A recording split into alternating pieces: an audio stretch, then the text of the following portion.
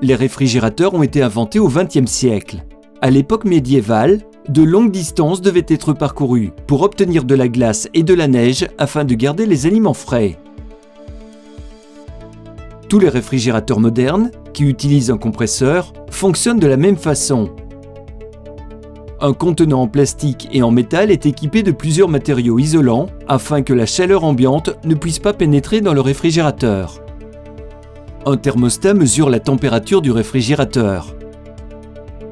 Ce thermostat est connecté au compresseur. Les tubes remplis d'un réfrigérant sont raccordés au compresseur.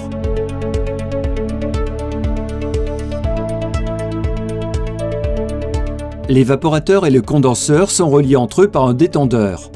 Ce détendeur peut être un tube de petit diamètre. Normalement, les aliments qui sont placés dans le réfrigérateur ont une température supérieure à 10 degrés Celsius. C'est la raison pour laquelle le réfrigérateur se réchauffe. Cette chaleur doit être restituée à l'environnement. Le transfert de chaleur vers l'environnement est assuré par un réfrigérant, tel que l'isobutane.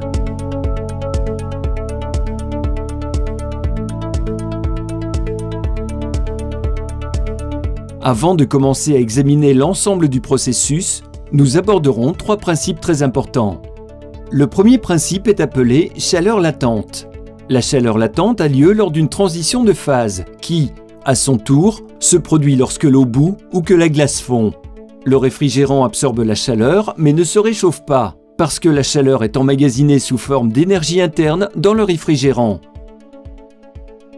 Le deuxième principe important est le fait que les deux corps en contact thermique tendent vers l'équilibre thermique.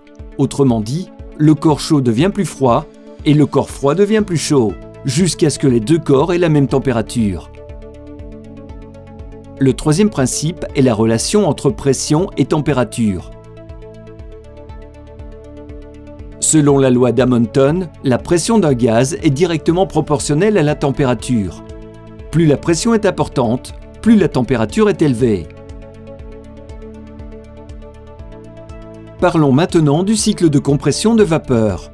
Dans le condenseur, le réfrigérant est sous haute pression et présent sous forme liquide. Le réfrigérant doit passer le détendeur pour atteindre l'évaporateur. Le détendeur provoque une réduction substantielle de la pression du réfrigérant. Par conséquent, le réfrigérant refroidit et s'évapore partiellement. L'autre partie du réfrigérant reste liquide. Le réfrigérant circule à travers l'évaporateur. Par conséquent, l'équilibre thermique entre l'intérieur du réfrigérateur et l'évaporateur se produit. Par conséquent, la chaleur est transférée à l'évaporateur et le réfrigérateur devient froid. Pendant que l'évaporateur absorbe la chaleur du réfrigérateur, le réfrigérant s'évapore, mais ne se réchauffe pas beaucoup, car la chaleur est emmagasinée sous forme d'énergie interne dans le réfrigérant.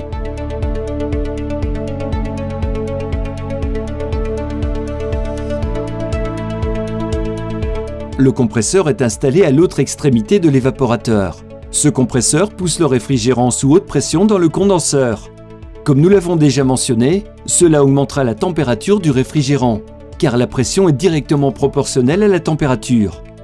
Cette chaleur est transférée dans l'environnement, car il y a un équilibre thermique entre le condenseur et l'environnement. Le dégagement de chaleur entraîne la liquéfaction du réfrigérant. À partir de là, le cycle de compression de vapeur recommence.